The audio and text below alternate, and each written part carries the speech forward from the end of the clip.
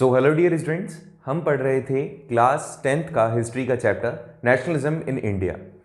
इस चैप्टर के अंदर हमने प्रीवियसली लेक्चर्स देखते गए हम और उसमें कुछ टॉपिक्स थे जो डिस्कस करते गए। एक लास्टली हम जो टॉपिक डिस्कस कर रहे थे, जहाँ तक मुझे याद आ रहा है, वो था non cooperation movement. Non cooperation movement में हमने 4 फेजेस देखे कि कैसे नॉन कॉपरेशन मूवमेंट टाउन्स में, कैसे कॉन्ट्रीसाइड में, ट्राइबल ग्रुप्स के बीच में और प्लांटेशन जो वर्कर्स थे उनके बीच में काफ़ी ज़्यादा पॉपुलर हुआ। उसको इंडिविजुअली हमने कुछ लेक्चर्स की मदद से समझा और जाना। वहाँ से प्रोसीड होते होते होते हम स्वराज पार्टी तक पहुँचे। लास्ट लेक्चर स्वराज पार्टी का था। अब स्वराज पार्टी के बाद में क्या हुआ उस चीज़ को हम यहाँ डिस्कस कर रहे हैं। ठीक है, स्वराज पार्टी के बाद क्या होता है वो है साइमन कमीशन।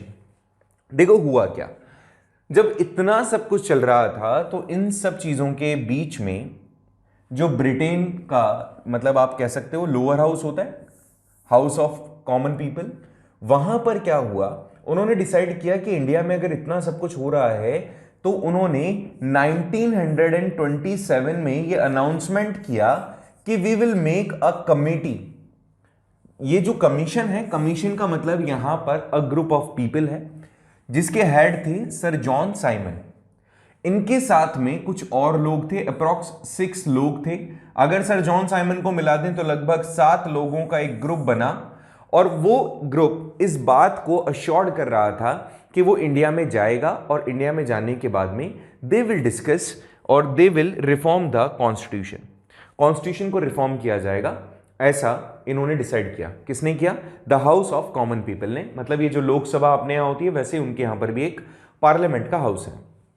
तो यहां पर जो नई गवर्नमेंट थी, टॉरी गवर्नमेंट, उन्होंने डिसाइड किया ब्रिटेन के जो असेंबली है उसमें कि सर जॉन साइमन की लीडरशिप के अंदर एक ग्रुप होगा जो कि ये चीज डिसाइड करेगा इंडिया के कॉन्स्टिट्यूशन रिफॉर्मेशन के लिए। वो वहां जाएंगे, वहां देखेंगे क्या सिचुएशन है और वहां पर जो कॉन्स्टिट्यूशन है या जो वहां के रूल्स रेगुलेशन है उनमें कहां बदलाव की जरूरत है, इस चीज को वो जाकर देखेंगे। ठीक है, ऐसा इन्होंने कहा।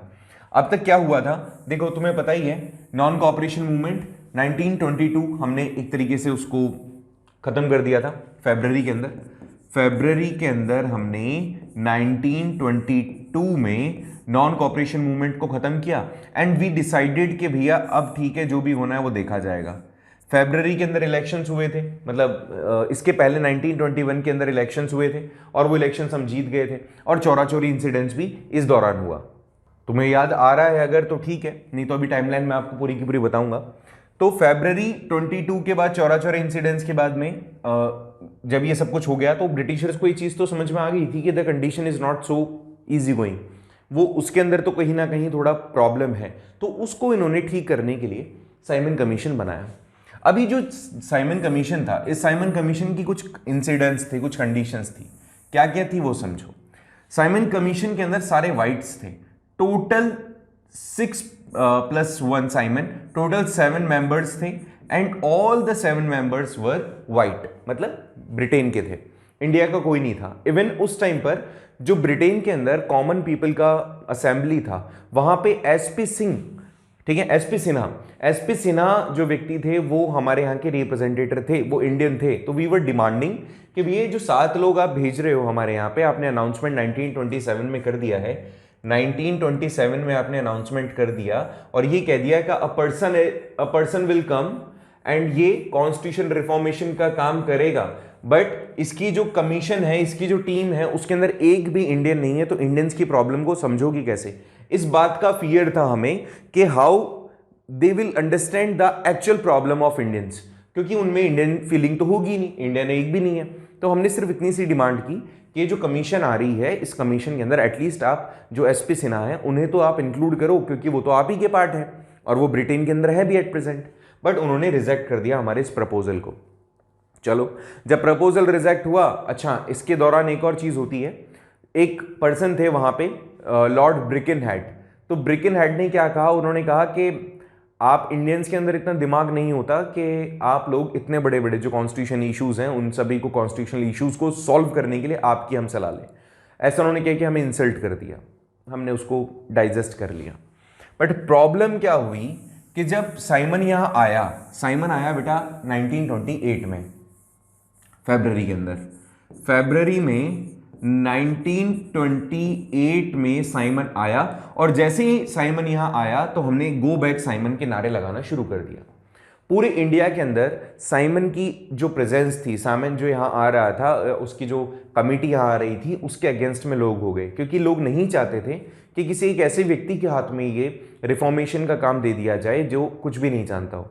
इस दौरान नेहरू जी ने नेहरू रिपोर्ट निकाली एक 1920। नेहरू जी कौन से, या जवाहरलाल नेहरू नहीं है, मोतीलाल नेहरू है। तो नेहरू जी ने एक रिपोर्ट निकाली, नेहरू रिपोर्ट 1928 की बात है, ठीक है। तो उस नेहरू रिपोर्ट में भी कई सारी चीज़ें सामने रखी गई थी।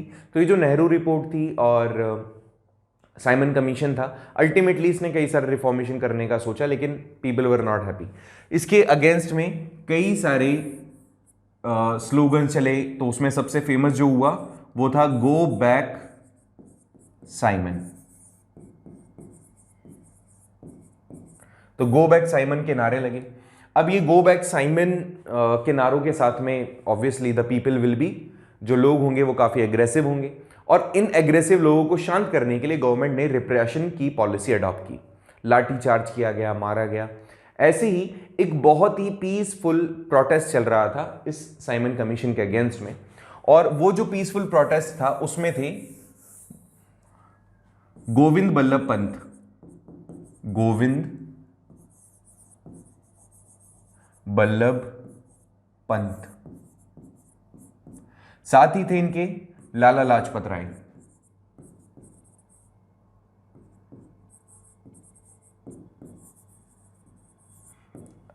ये बात है बेटा लाहौर की।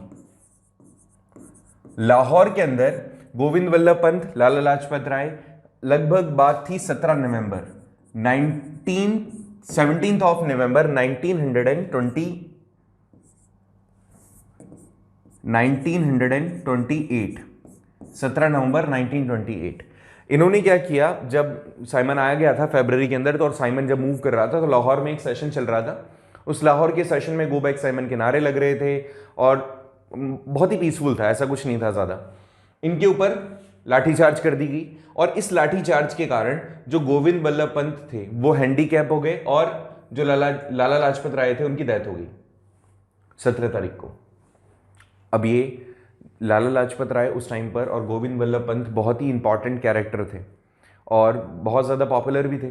तो इस तरह का इंसिडेंस एक तरीके से प्रवोक कर गया वापस से, वो जो एक हो गया था ना नॉन कॉपरेशन मूवमेंट के बाद में लोग शांत हो गए थे, उनको और भड़का दिया इस बात ने कि हमारे जो इंपॉर्टेंट लीडर्स हैं उनके साथ इस तरह का बिहेवियर किया गया।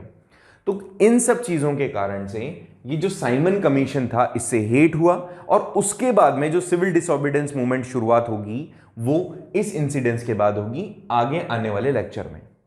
आज अभी तक क्योंकि हमने काफ़ी सारा सब कुछ पढ़ लिया है, तो मैं ये सोच रहा था कि एक बार यहाँ तक आपको मैं रिवाइज करवा दूँ, टाइमलाइन बता दूँ, जिससे कि जो भी, क्योंकि गैप आ गया, दिवाली का गैप भी आ गया और इस इन बिटवीन आपने हो सकता है इसको पढ़ा भी ना हो, तो एक बार सारे डेट को हम रिवाइज करें सो दैट हम कैपेबल हो जाएं इन सब चीज़ों को वापस से समझने के लिए अच्छे से। तो मेरे हिसाब से यहाँ तक तो प्रॉब्लम नहीं है। लाला लाजपत राय की डेथ तक वापस आएंगे, साइमन कमीशन तक वापस आएंगे हम, तो एक बार थोड़ा सा वेट करें। चलिए, तो मैं 1 by 1 आपको टाइमलाइन बता रहा हूँ, कहाँ से शुरुआत करते हैं। तो शुरुआत करते हैं हम 1885 से।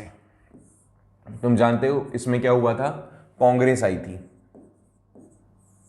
ठीक है, 1885। फिर 1886 में क्या हुआ था, 1886 में, वैसे तो मैं आपको 1886 आपसे पूछेगा नहीं, बट फिर भी मुझे याद आ गया तो बता देता हूं। यहां पे जो सिविल सर्विसेज थी वो इंट्रोड्यूस हुई थी इंडियंस के लिए, ठीक है। इसके बाद में आप जाएं और इसके बाद में आता है आपका ईयर 1905। देखो डायरेक्टली इसलिए अप्रोच कर रहा हूं क्योंकि इतना ज्यादा कुछ है नहीं इसमें। 1905 में क्या हुआ था, जो बंगाल था उसका पार्टीशन हो गया था। बंगाल पार्टीशन के लिए जो रिस्पॉन्सिबल कैरेक्टर था वो था लॉर्ड क्रूजॉन। जो लॉर्ड क्रूजॉन जो थे, लॉर्ड क्रूजॉन ने क्या किया, बंगाल के पार्टीशन को किया, इसमें हिंदू मुस्लिम्स को आपस में लड़वा दिया और डिवाइड एंड रूल पॉलिसी को अडॉप्ट करते हुए बंगाल को हमसे अलग कर दिया। इसी टाइम पर जो वंदे मातरम था वो गाया गया, वंदे मातरम, ठीक है, नॉट वंदे मातरम, वंदे मातरम। इसके बाद में आ जाता है 1906 की, अगर अपन बात करें तो 1906 के अंदर आता है मुस्लिम लीग। मुस्लिम लीग बनाई गई, ठीक है, 1906 मुस्लिम लीग।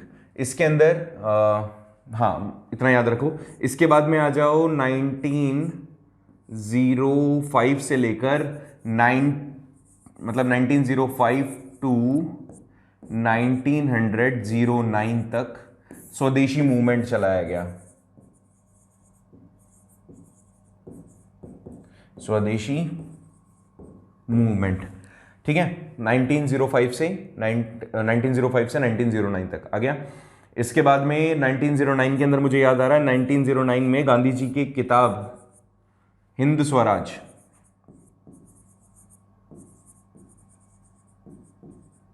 है ना, हिंद स्वराज भी आपको याद आ रहा होगा। इन बिटवीन एक चीज और मुझे याद आ रही है कि 1901 में, इसी दौरान ना यहां पर कर लेना, 1901 में गांधी जी का एक साउथ अफ्रीका वाला सत्याग्रह मूवमेंट, साउथ अफ्रीका सत्याग्रह, है ना, सत्याग्रह मूवमेंट। इसके बाद में 1910 गांधी जी वॉन, गांधी जी वॉन, गांधी जी ने ये साउथ अफ्रीका वाला मूवमेंट जो था वो जीत लिया, ठीक है। यहां तक कोई प्रॉब्लम है किसी को? मेरे हिसाब से तो नहीं होनी चाहिए। आगे देखिए भाई, आगे क्या है इसके अंदर, देखो। अब जब इतना सब कुछ हो गया था तो इन बिटवीन एक इंसिडेंस पैरेलल चल रहा था, तो यहां लिख देता हूं 28 जुलाई। अब ये है बेटा 1914, मैं 1910 तक तो पहुंच गया था ना, तो इसके बाद में 14 से 11 नवंबर 1918, इस दौरान क्या हुआ था तुम जानते हो बहुत अच्छे से, WW1, वर्ल्ड वॉर 1, ठीक है। अब यहां तो ये इंसिडेंट चल रहा है, इधर गांधी जी लौट के आ गए क्योंकि उनको पता चला कि इंडिया के अंदर भी बहुत सारी प्रॉब्लम चल रही हैं, तो वो लौट के आ गए इन द ईयर 1915। जनवरी में आए थे ना, 1 जनवरी को वो आए थे इंडिया के अंदर। तो Gandhi ji came to India, came back, ठीक है, गांधी जी केम बैक। इसके बाद में इसी दौरान गांधी जी को एक मेडल भी मिला था, ठीक है, केसरे हिंद का, वो 1915 में ही मिला था, ये याद रखना। इसके बाद क्या हुआ, इसके बाद गांधी जी, मैं आगे बताता हूं, इसके बाद में 16 वाला याद कर लो, तो 16 में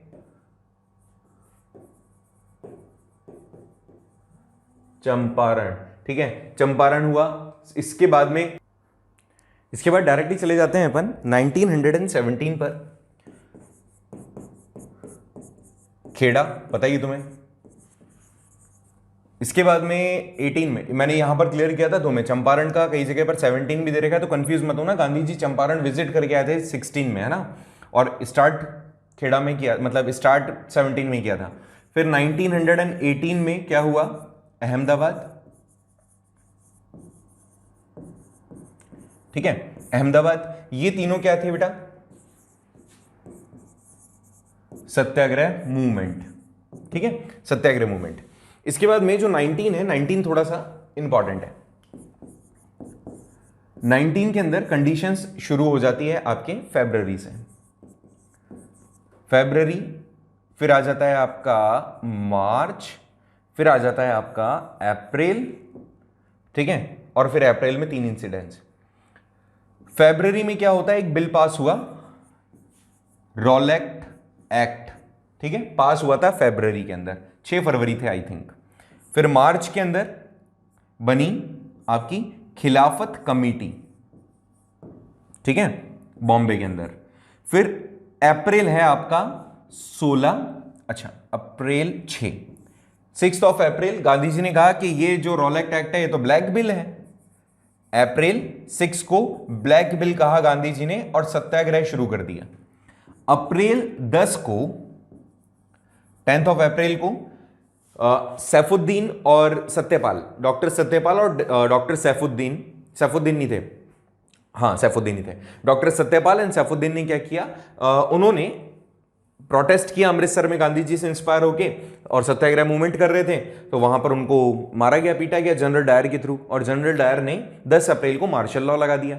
इसके बाद में 13 अप्रैल को आ जाता है जलियांवाला बाग इंसिडेंट्स। ठीक है, तो ये हो गया अपना 1919 तक। आगे देखिए 1919 तक पहुंच गए। 1920 में क्या हुआ? 1920 की अंदर सितंबर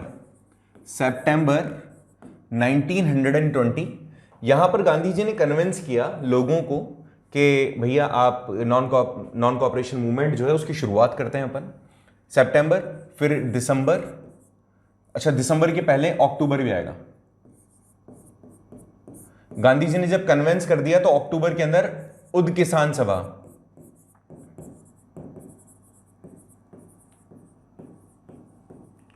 ठीक है।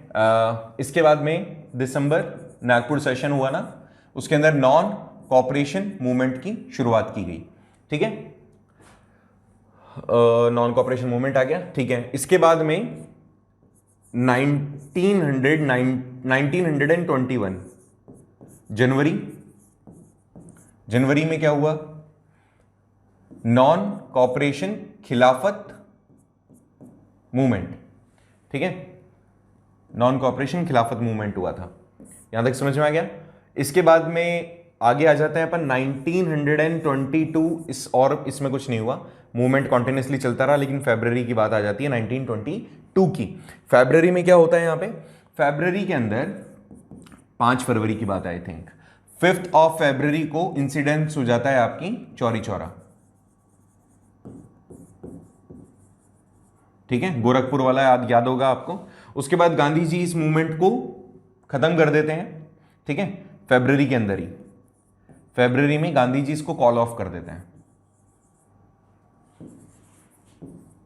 Call of.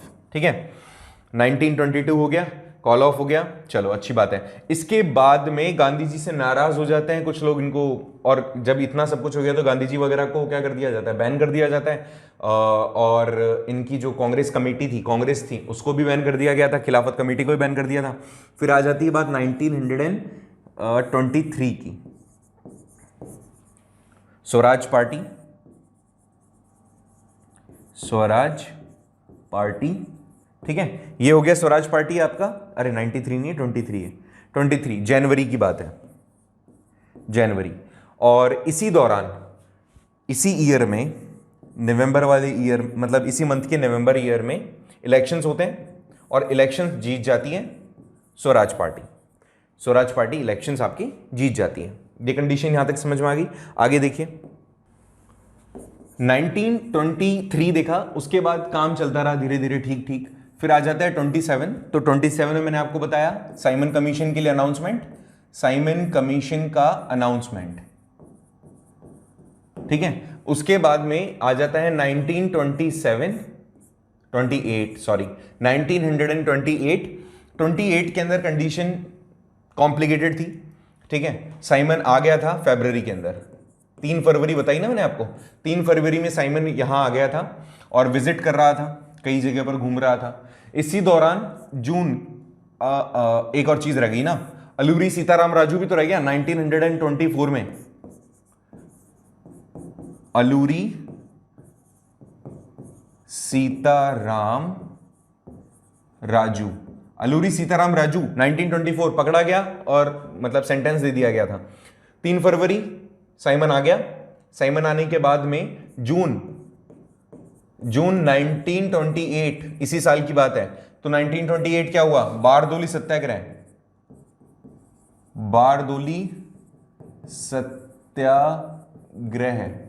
ठीक है, बारदोली सत्याग्रह कौन कर रहा था? सरदार पटेल। बारदोली सत्याग्रह के बाद में क्या हुआ? 17 नवंबर अभी बताया, लाला लाजपत राय की डेथ। लाला लाजपत रॉय की ये डाइड, क्यों? लाठीचार्ज हुई थी। तो यहां तक हम अल्टीमेटली पहुंच गए हैं साइमन कमीशन तक। वही आ गया सारा 17 नवंबर 1928। सारा का सारा इवेंट मैंने आपको वापस से एक तरीके से रिकॉल करवा दिया। मेरे हिसाब से दोबारा तुम्हें परेशानी नहीं आनी चाहिए। इसके बाद आता है सिविल डिसोबीडियंस मूवमेंट, और इसको हम पढ़ेंगे नेक्स्ट लेक्चर में। मेरे हिसाब से तब तक कोई प्रॉब्लम अगर आपको आती है तो पूछना आपका बनता है, आपके लिए हमेशा हम तैयार हैं। और टेलीग्राम चैनल ज्वाइन करो, अपने दोस्तों को बताओ। हम आप लोगों के लिए टेस्ट सीरीज भी शुरू कर रहे हैं। बोर्ड है टर्म 1 क्लास 10th, अच्छे से सुने प्लीज़। टर्म 1 के लिए आप लोगों के लिए हम टेस्ट सीरीज शुरू कर रहे हैं, और आपको कुछ नहीं करना है, फ्री ऑफ कॉस्ट होंगे आप सभी के लिए। एप्लीकेशन डाउनलोड करनी पड़ेगी हमारा, उसके लिए एक शॉर्ट वीडियो भी आपके पास बहुत जल्दी आ जाएगा, और नोट्स वगैरह आपको मिल ही जाएंगे, आप मिल ही रहे होंगे। आप टर्म 1 के अंदर जितना हो सके उतना हाईएस्ट लेवल पे जाकर के आप अपीयर हुए एग्जाम में, अपने फ्रेंड्स को भी कहें, फ्री ऑफ कॉस्ट है, एटलीस्ट हमें पता तो चले कितनी आपने तैयारी की है। ठीक है, तो मिलते हैं नेक्स्ट लेक्चर में, इसके बारे में और डिस्कस करेंगे। आई नो बहुत कम बच्चे होंगे जो भी पढ़ रहे होंगे इसको, पुराने वाले लेक्चर्स ही देख रहे होंगे। आप लोग प्लीज़ पुराने वाले लेक्चर्स देखें, कहीं प्रॉब्लम आ रही है तो पूछें। ठीक है, आप लोग टेस्ट भी ज़रूर दें। मिलते हैं नेक्स्ट लेक्चर में एक नई होप के साथ, एक नए नॉलेज के टॉपिक के साथ, नॉलेजेबल टॉपिक। ठीक है, मिलते हैं नेक्स्ट लेक्चर में। Thank you so much, bye.